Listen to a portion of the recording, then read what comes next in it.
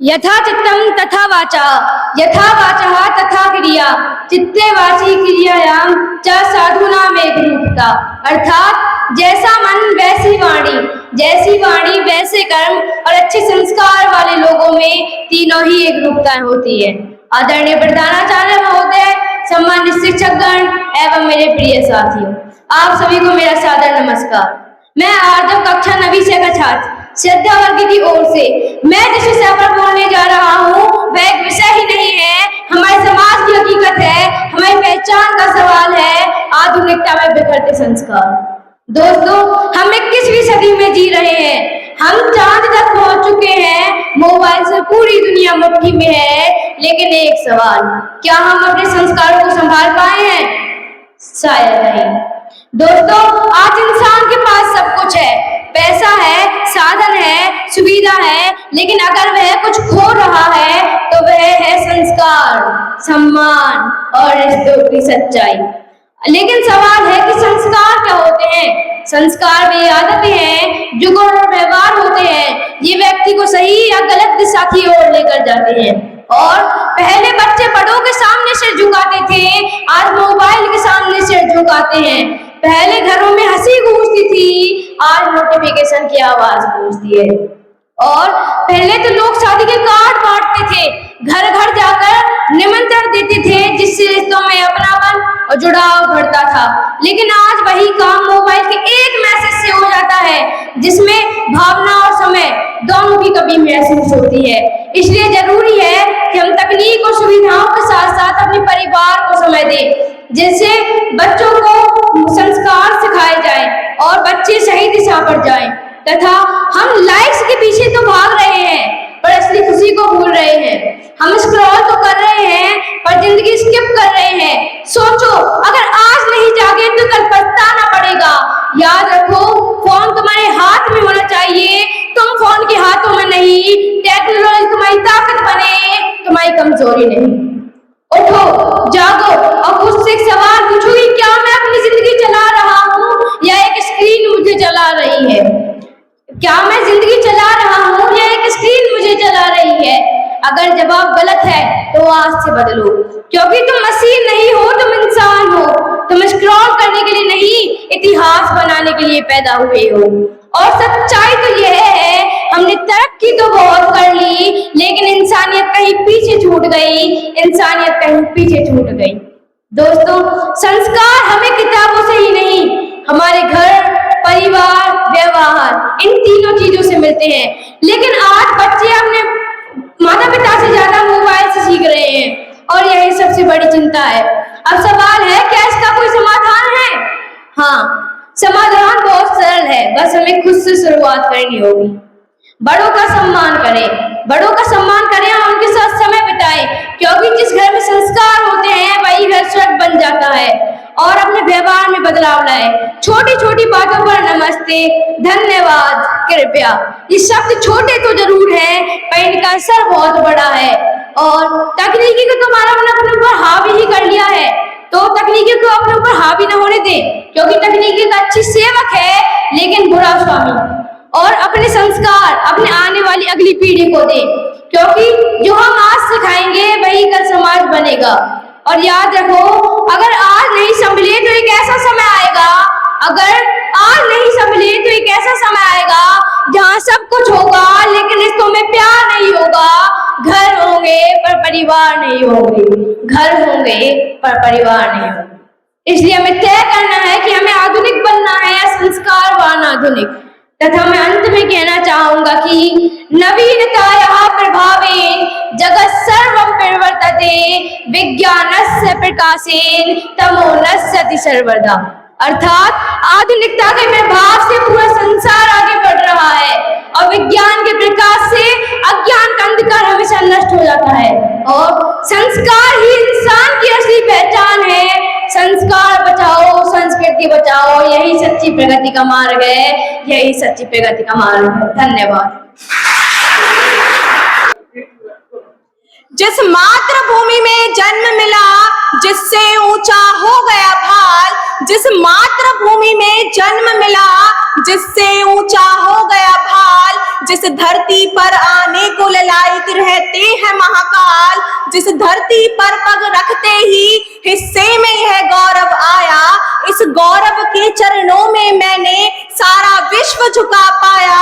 यह गौरव सुनो मान का है, ये गौरव स्वाभिमान का है, राणा प्रताप की यान का है, ये गौरव विश्व प्रधान का है, ये गौरव हिंदुस्तान का है, ये गौरव हिंदुस्तान का है जो आधुनिकता में अपनी पहचान खो बैठा है।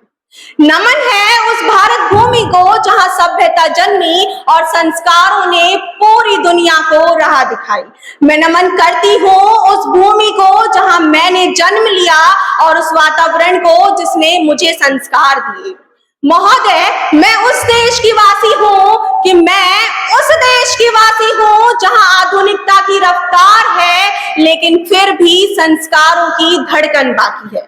आज इसी सोच के साथ मैं कल्पना, कक्षा 11वीं की छात्रा, अपनी आदरणीय निर्णायक गण, शिक्षकों एवं अपने प्रिय साथियों को नमस्कार करती हूँ। आज मैं आप सभी के समक्ष एक ऐसे विषय पर अपने विचार रखने जा रही हूँ जहां हमें यह सोचने की आवश्यकता नहीं कि समस्या क्या है, बल्कि महोदय सोचना तो यह है कि समाधान क्या है। मेरा विषय है आधुनिकता में बिखरते संस्कार। महोदय, पेड़ चाहे कितना भी बड़ा क्यों ना हो जाए, कि पेड़ चाहे कितना भी बड़ा क्यों ना हो जाए, जड़ें अगर कमजोर हो तो वह टिक नहीं सकता। वो कहते हैं ना, जड़ें अगर मजबूत हो तो शाखाएं कभी नहीं टूटती, और संस्कार अगर साथ हो तो जिंदगी कभी नहीं छूटती, जिंदगी कभी नहीं छूटती। आज हम एक ऐसे दौर में जी रहे हैं जहां विज्ञान और तकनीक ने हमें नई ऊंचाइयों तक तो पहुंचा दिया है। इंटरनेट के माध्यम से पूरी दुनिया हमारी मुट्ठी में है, परंतु महोदय सवाल यह उठता है कि क्या इस आधुनिकता की दौड़ में हमने अपने संस्कारों को पीछे छोड़ दिया है? क्या ऐसा है? महोदय, हमारे लिए आवश्यक है कि हम इस बात को अच्छे से जान लें कि प्रगति अगर हमें अपनों से दूर करे तो वह प्रगति नहीं, दूरी है। कि प्रगति अगर हमें अपनों से दूर करे तो वह प्रगति नहीं, दूरी है। और ऐसे ही यदि आधुनिकता हमें संस्कार भूलने पे मजबूर करे तो वह आधुनिकता नहीं, कमजोरी है। आधुनिकता नहीं, कमजोरी है। यदि हम इतिहास की तरफ देखें तो हमारे देश में संस्कारों की गहरी जड़ें रही हैं। मर्यादा पुरुषोत्तम श्री राम ने अपने पिता के वचन निभाने के लिए राजपाट तक छोड़ दिया, और इतना ही नहीं, श्रवण कुमार ने तो अपने माता पिता की सेवा के लिए अपनी पूरी जिंदगी समर्पित कर दी। महोदय, ये उदाहरण हमें बताते हैं कि संस्कार केवल शब्द नहीं, कि संस्कार केवल शब्द नहीं बल्कि जीवन जीने का तरीका है। परंतु क्या आधुनिकता गलत है? क्या आधुनिकता गलत है? जी नहीं, आधुनिकता गलत नहीं बल्कि संतुलन का अभाव गलत है। आज आवश्यकता है संतुलन की। तकनीक हो परंतु तहजीब भी हो, प्रगति हो पर परंपरा भी हो, आधुनिकता हो परंतु संस्कार भी हो। तो अंत में कुछ ऐसी पंक्तियों के साथ मैं अपनी वाणी को विराम देना चाहूंगी जो शायद हमें सोचने पर मजबूर कर दे कि मत काटो उन जड़ों को जिनसे पहचान बनती है, कि मत काटो उन जड़ों को जिनसे पहचान बनती है। याद रखना, ऊंची उड़ान भरने वाला परिंदा भी लौटकर घोंसले में आता है, कि ऊंची उड़ान भरने वाला परिंदा भी लौटकर घोंसले में आता है। यदि जड़ें कमजोर हो तो वह पेड़ टिक नहीं पाता है, वह पेड़ टिक नहीं पाता है। तो आइए हम सभी मिलकर यह संकल्प लें कि आधुनिक तो बनेंगे परंतु अपने संस्कारों को पीछे नहीं छोड़ेंगे, क्योंकि भविष्य केवल उन्हीं का उज्जवल होता है जो समय के साथ तो चलते हैं परंतु अपनी पहचान और अपने संस्कारों को पीछे नहीं छोड़ते हैं। धन्यवाद। जय हिंद, जय Bharat. Good morning to all present here. I want to start with a question first. Is true equality about giving everyone a pair of shoes, or is it about giving everyone a pair that actually fits? Today, I, Naitik Singla from class 10C of Shram House, stand before you to discuss a policy that is designed to bridge that gap. Reservation. Reservation is perhaps the most debated word in the Indian dictionary. For some, it is a lifeline of social justice, and to others, it is a compromise on merit. Today, I aim to look beyond the slogans and analyze the ground reality of this critical policy. Reservations are being debated once again in India, but the question this time is a little different. Why should the provisions of reservation of SCs and STs be extended in employment in private sector? Why? Reservation are being in education sector, but why? To answer these all questions, we have to look at the deeper side of the society, where the injustice and inequality which have been followed and existed for many centuries. Reservation in the higher education system means a set percentage of seats will be reserved for students who belong to socially, educationally from backward classes in all colleges and universities, and the students who belong to different castes like SCs, STs and OBCs. Education reduces the gap between the peoples of the society. But there are some part of our society which still remains backward and never get opportunity to get succeed in lifetime. There are some numerous number of issues which are need to be resolved. The people who are at the bottom of the hierarchy, like SCs, STs, are waiting for opportunities, but they do not get the benefits of reservation, have not reached them. I am grieved to learn how far this business of reservation have based on communal and caste discrimination. That our protests are also sometimes based on caste and communal discrimination. Imagine a 100-meter sprint where some runners start at 50-meter mark, while others start at behind the stadium gates. We call it is a race, but is it fair? Similarly, reservation have been strengthening the caste division. After independence, the father of Indian Constitution, Ms. Dr. Bhimrao Ambedkar, once said, equality may be a fiction, but nonetheless one must accept it as a governing principle. That the society divided by histories of centuries, does reservation serve as a gap to that barrier or a barrier of a true merit? Someone should say that the criteria of reservation should be economic. But there is a necessity of getting out the old privileges of reservation and the particular privileges being given to that caste or that group. Help should be given on economic consideration, not on caste. Help should be given on economic consideration, not on caste. This is true. This is true that we are tired of rules, conventions and regulations about helping the SCs, STs. Because I dislike any kind of regulation, more particularly in service. I want my country in everything first rate. The moment we encourage second, we are lost. The moment we encourage second, we are lost. I lay stress on bright, able boys and girls. Do you know why? Because there is the only one who will raise our standards for future. And there is a vast reservoir of potential talent in India, and we will give them opportunity. To wrap up, reservation is not just a policy.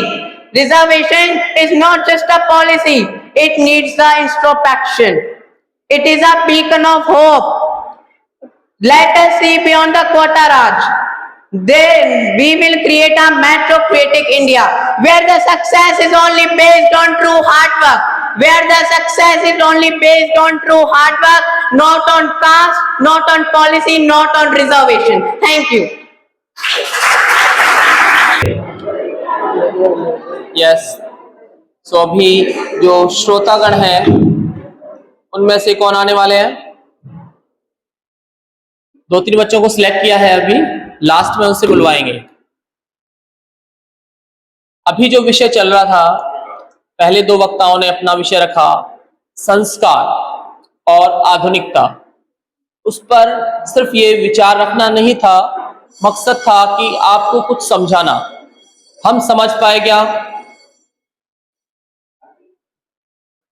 कि संस्कार जब मिल जाते हैं, यानी शिक्षा, आधुनिकता इतनी आवश्यक नहीं है जीवन के लिए जितने संस्कार।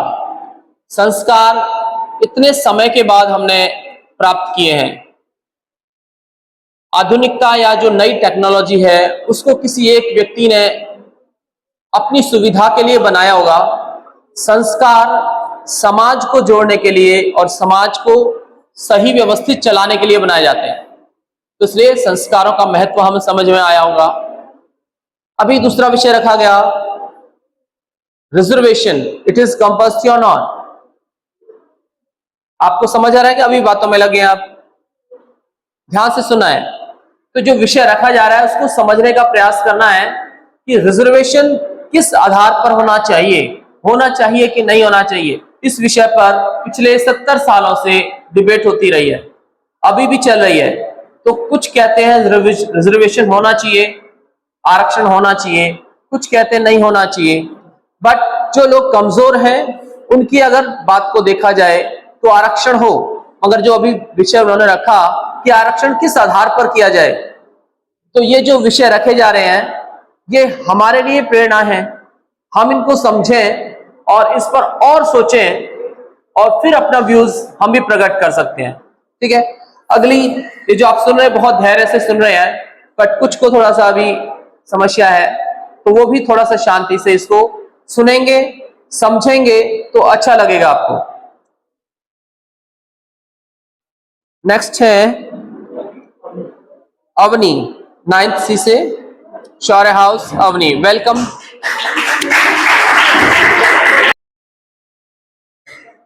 Same dream, same potential. Then why not the same opportunities? Heartily good morning to one and all present here. I am Agni as a representative of Shaurya House, and today I am here to express my views on the topic that is not just important but also necessary. That is gender sensitivity. Now, the important question is, what is gender sensitivity?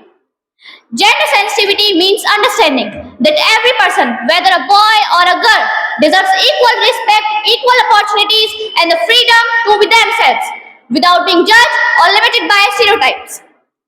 Ladies and gentlemen, unfortunately, we live in a world where girls are still told to stay within limits and boys are told to hide their emotions. A world where opportunities are quietly filtered through gender. But let me say this clearly. Dreams, talent and capability has no gender. A society does not become powerful when voices are controlled. It becomes powerful when every voice is equally heard. Why? Why do we raise boys to hide their pains and girls to limit their ambitions? Why? Is this nature? No, this is not nature. This is conditioning. And the most dangerous part is that we don't even realize that we are doing it. Everyone keeps chanting, Beti Bachao, Beti Padhao unit. Our girls dare to stand up for herself. When a girl speaks loudly, she is too much. When a boy stays quiet, he is weak. Same society, different rules. Is this equality? No, this is not equality. This is double standard. And honestly, this needs to be stopped right here and right now. Why should a boy have to hide their pains? Why should a girl have to prove her strength? Why and why? True gender sensitivity begins when we replace judgment with understanding and with fairness. Because this is not about favoring one gender over another. It is about beating a balance where everyone feels seen, heard and valued. Because this is not about man versus woman. This is about right versus wrong. Why? Why do we teach boys that crime makes them weak? Why do we always expect them to be strong, silent and emotionless? Why? This is where gender sensitivity begins. Not in slogans, not in campaignings, but in our mindset. The change does not start in big policies. It starts with us, in our words, in our jokes, and in our daily life behavior. We should have courage. We should have courage to question stereotypes. The courage to question when something is wrong, and the courage to question when and the courage to treat every individual equal, not in words but in action. Respect women, not for how much they tolerate, but for who they are. Respect men, not for how much they hide, but for who they are. I don't want women to be stronger. I want them to be freer. I don't want men to be suppressed. I want them to be expressed. A truly developed India is not with the tallest buildings, but the one with the strongest values. In the end, I don't want a better world for man or woman. I want a fair world for humans. Thank you and have a great day. We smile in post, we shine in light. We smile in post, we shine in light, but hide our battles out of sight. So pause a moment, look within. Not every loss is called a win, is called a win. Good morning, respected judges, teachers, and all my dear friends. At beginning, let me ask you a simple question. When was the last time you spent your whole day without checking your phone? Difficult, right? That's the power of social media. I'm Chavi from class 9C on the behalf of Shraddha House. Not here to just deliver a speech, but to giving you a warning. Yes, a warning on the topic impact of social media on Indian youth. Close your eyes for a second. I said, close your eyes and think, what is the first thing that you should do when you wake up? Okay, I guess. Is it checking your phone? If the answer is yes, then you are not alone. You are not alone. Because we don't start our day with pray or dream anymore, but we start our day with checking the notifications of the phone, Social media. Social media is like a double-edged sword. It can build us or it can break us. Now, look at the bright side of social media. You all know, after every night the sun rises again. Where there is darkness, light is never far behind. But you thought social media is just an app. No, it's not just an app. It is a tool for growth, a tool for learning, and a tool for success. Today, you don't need a big stage to prove your talent. Today, the phone is your stage and the world is your audience. Have you ever listened? Have you ever listened how much powerful is social media? You know, if used carefully, then trust me, it has the power to change your life. Yes, to change your life. But now, look at the dark side of social media. You all know a coin has two sides. And social media also have a negative side too that you often ignores. But now, let's face the reality together. What we thought. It is a source of connection, or it slowly become a cause of distraction. We compare ourselves with someone perfect life. Why we compare? Are we not perfect? Because we forget that never judge a book by its cover. Never judge. And tell me, why is social media created? Social media is created to serving us, right? But we started serving it. Are we servants? Yes, we are the servants of social media.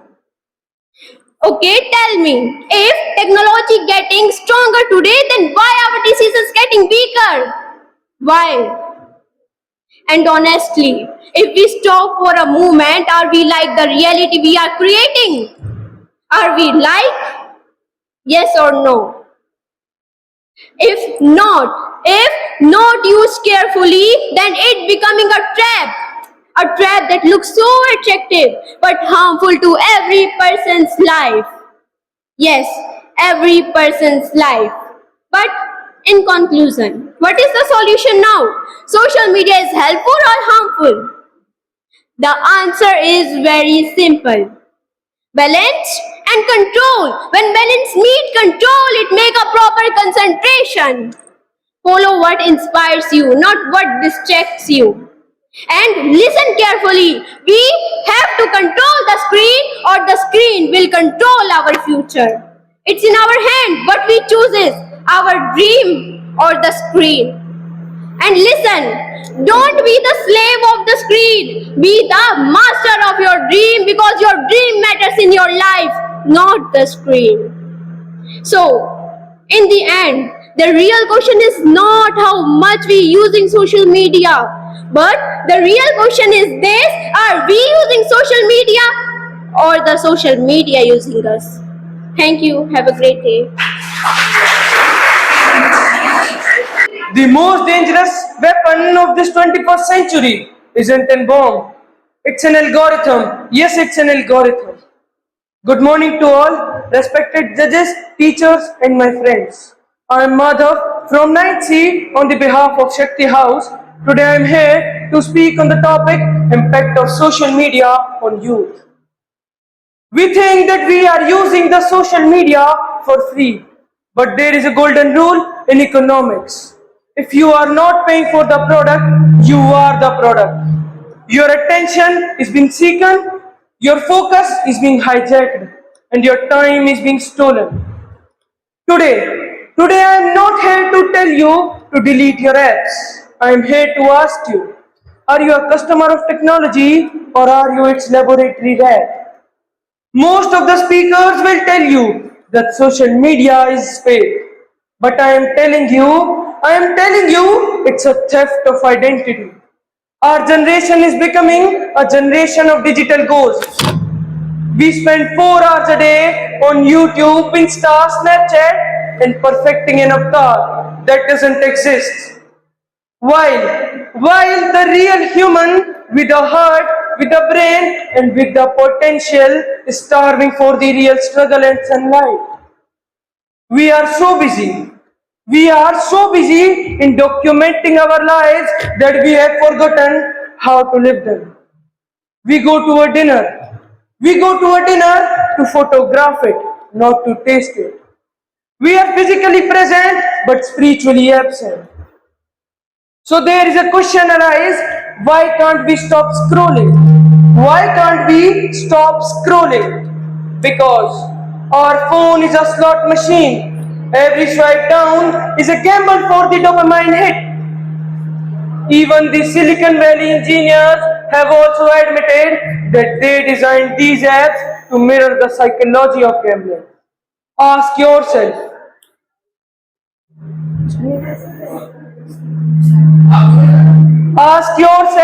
in a world of billion-dollar technology, there are only 2 industries who call their customers as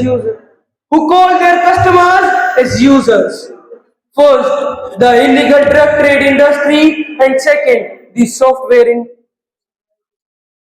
The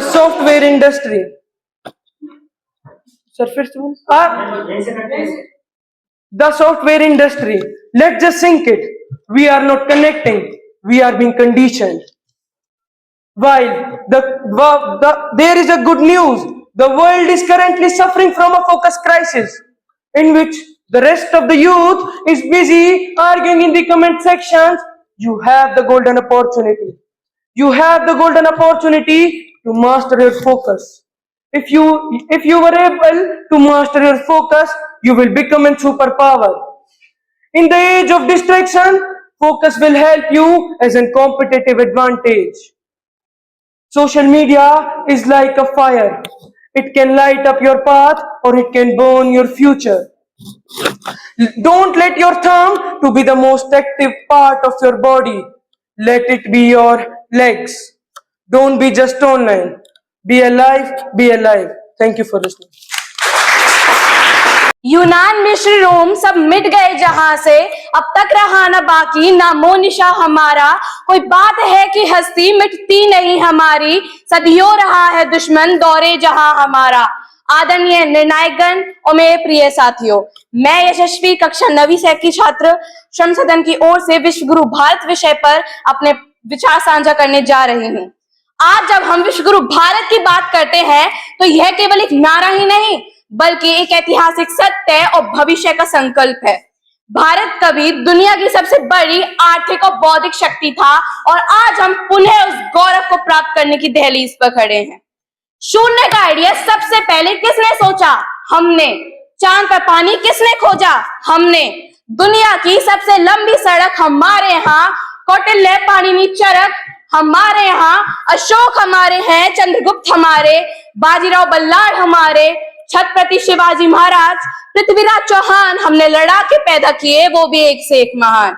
वीरता का कोई शिखर हमसे छूटा नहीं, लेकिन आज तक हमने अपनी ताकत के बल पे किसी कमजोर देश को लूटा नहीं। महान वैज्ञानिक आर्यभट्ट ने शून्य की खोज की, जिसने गणित की दिशा बदल दी। चरक और सुश्रुत ने आयुर्वेद और शल्य चिकित्सा में अद्भुत योगदान दिया। पतंजलि ने योग का ज्ञान दिया, जिसे आज पूरा विश्व अपनाता है। स्वामी विवेकानंद जी ने कहा था, उठो जागो तब तक मत रुको, तब तक लक्ष्य प्राप्त न हो जाए। आज भारत फिर से विश्व गुरु बनने की ओर अग्रसर है। भारत की अर्थव्यवस्था दुनिया की सबसे तेजी से बढ़ती अर्थव्यवस्था में शामिल है। इसरो ने चंद्रयान 3 को सफलतापूर्वक चंद्रमा के दक्षिणी ध्रुव पे उतारकर इतिहास रच दिया। यह उपलब्धि भारत की बुद्धिमत्ता और आत्मनिर्भरता का प्रतीक है। 75 साल पहले लोग हम पे तरस खाते थे, कहते थे महामारियों में सबसे ज्यादा लाशें उठाने वाला देश भारत है। आज देख लो, पूरी दुनिया की सबसे बड़ी वैक्सीन ड्राइव चलाने वाला देश भारत है। कोविड संकट के समय जब विकसित देश वैक्सीन जमा कर रहे थे, उस समय भारत वैक्सीन मैत्री के जरिए गरीब देशों की मदद कर रहा था। हमारे देश में तक्षशिला और नालंदा विश्वविद्यालय जैसे कई विश्व प्रसिद्ध शिक्षा केंद्र थे, जहां दुनिया भर से विद्यार्थी ज्ञान प्राप्त करने आते थे। उस समय जब कई देशों में शिक्षा की व्यवस्था भी नहीं थी, तब भारत ज्ञान के दीप जलाकर दुनिया को राह दिखा रहा था। आज हम विकसित देशों के साथ कंधे से कंधा मिलाकर खड़े हैं, लेकिन हमारा मॉडल अलग है। जहां विकसित देश मंदी और महंगाई से जूझ रहे हैं, वहीं भारत 6.5% से अधिक की दर के साथ दुनिया की सबसे तेज प्रमुख अर्थव्यवस्था बना हुआ है। विकसित देशों ने तकनीक को महंगा और सीमित बनाया, तबकि भारत ने यूपीआई और डिजिटल इंडिया के जरिए तकनीक को आम नागरिक की जेब तक पहुंचाया। आज भारत में दुनिया का सबसे सस्ता डेटा और सबसे बड़ा डिजिटल लेन देन नेटवर्क है, लेकिन हम गहराई के कायल हैं, रफ्तार की नहीं। India has always believe in depth not speed, लेकिन किसी ने हमारी स्पीड पर उंगली उठा दी तो हमने दुनिया की सबसे तेज रफ्तार मिसाइल ब्रह्मोस बना दी।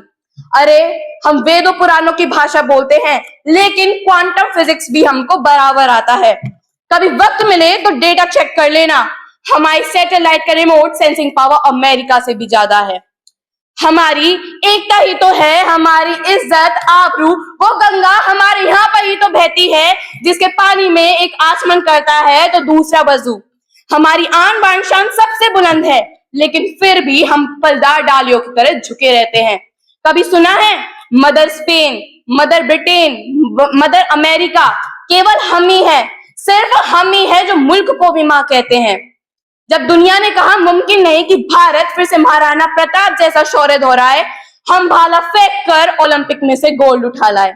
हम अपने फायदे के लिए किसी को मोहरा नहीं बनाते, लेकिन हमारे एक 18 साल के बेटे ने ऐसे मोहरे चले कि वर्ल्ड चेस चैंपियनशिप का टाइटल जीत लाया। जैसा कि स्वामी विवेकानंद जी ने कहा है, भविष्य का भारत अतीत के भारत से कई अधिक महान होगा। आइए हम सब मिलकर इस संकल्प को साकार करें। सर झुकाने वाले यहाँ पैदा नहीं होते, सर कटाने वाले कम नहीं होते। टिमटिमाने और बुझने के दिन गए, अब तो चमकने और दहकने की तैयारी है। नोट करके रख लो, 19वीं सदी ब्रिटेन की थी, 20वीं सदी अमेरिका की और 21वीं सदी हमारी है। जय हिंद, जय भारत। युवा शक्ति का वंदन अभिनंदन करने में आया हूँ, नई उमंगों को नभ में उड़ाने में लाया हूँ, उस एकत्व का इतिहास बताने आया हूँ। हे भारत के वीर पुत्रों, मैं तुम्हें जगाने आया हूँ, मैं तुम्हें जगाने आया हूँ। सर्वप्रथम मां शारदा, भारत भूमि, परम सम्मानित मंच, माननीय प्रधानाचार्य, शिक्षकगण एवं मेरे प्रिय साथियों, आप सभी को मेरा प्रणाम। मैं युवान कक्षा 9वीं से का छात्र शौर्य सदन का प्रतिनिधित्व करते हुए आपके सामने राष्ट्र निर्माण में युवाओं के योगदान पर अपने विचार अभिव्यक्त करने हेतु उपस्थित हूँ। मान्यवर, हम सब वही युवा हैं जो आने वाले भारत के भविष्य के लिए शासक बनकर इस राष्ट्र का निर्माण करेंगे। हम सब वही युवा हैं जो आने वाले भविष्य के लिए डॉक्टर, इंजीनियर, अफसर, नेता, अभिनेता बनकर इस राष्ट्र का निर्माण करेंगे। जरूरी नहीं कि आजकल का युवा भगत सिंह की तरह फांसी के फंदे पर ही चढ़े, चांद और मंगल पर भी चढ़ सकता है। और यह भी जरूरी नहीं कि आजकल की देश की बेटियां रानी लक्ष्मीबाई की तरह तलवार लेकर घोड़े पर ही दौड़े, हिमा दास की तरह मेडल लेकर ट्रैक पर भी दौड़ सकती है। जी हाँ महोदय, आज के इस युग में भारत के पास 65% हिस्सा युवाओं का है और मेरे विचारों में यह युवा आपदा को अवसर में परिवर्तित रखने का सामर्थ्य रखता है। यदि हमारे बड़े बुजुर्गों के पास अनुभव है तो हमारे युवाओं के पास नई सोच, नए विचार, नया जुनून, नया जोश है जो सतत भविष्य की ओर भारत को अग्रसित रखने का सामर्थ्य रखता है। इतना ही नहीं, आजकल के हमारे युवा लोकल फॉर वोकल और मेक इन इंडिया के सिद्धांतों पर चलकर भारत को आत्मनिर्भर और भविष्य को उज्जवल बनाने में योगदान दे रहे हैं। और अग्निवीर योजना के बाद तो हमारे पास आर्मी से प्रशिक्षित युवाओं की फौज तैयार हो जाएगी और जब भी देश को जरूरत पड़ेगी यह नौजवान अपना सर्वस्व बलिदान देने के लिए तत्पर रहेंगे और तब हम गर्व से कह सकेंगे, धधक धधक धधकेगा अब के अग्नि का अंगारा है, क्या सिंहों का देश कभी चूहों से हारा है।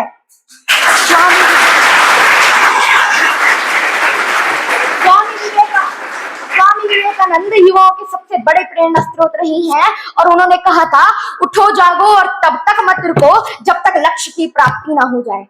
जी हाँ महोदय, आज के इस युग में भारत सबसे बड़ा युवा और अखंड राष्ट्र है जिसके पास 65% युवाओं की नेतृत्व की ताकत है।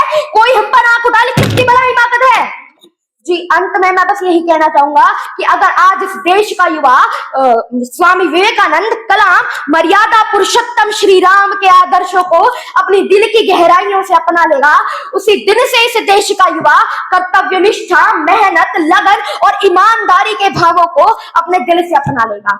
अंत में मैं युवाओं के पर कुछ पंक्तियां कहना चाहूंगा कि ध्यान योग्य ज्ञाता हम दुनिया के भाग्य विधाता है, पीयूष मानते इस सबको हमको विष पीना आता है, अंधे माता पिता के बेटे हम ही श्रवण कुमार बने, हम प्रहलाद विभक्ति बनते हम मीरा सा प्यार बने, सिकंदर धूल चाटता वो कौरव का स्वाभिमान हमी, कर्मवीर अर्जुन को मिलता वो गीता का ज्ञान हमी, ओमकार के ओम हमें उत्तम शरणम के पुत्र हमी, पानीपत की ताकत हल्दी घाटी का युद्ध हमी।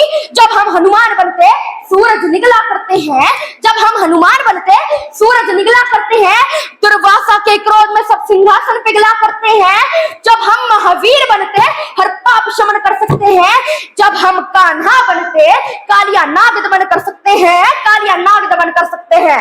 इसी के साथ मैं अपनी वाणी को विराम देना चाहूंगा। जय हिंद, जय भारत।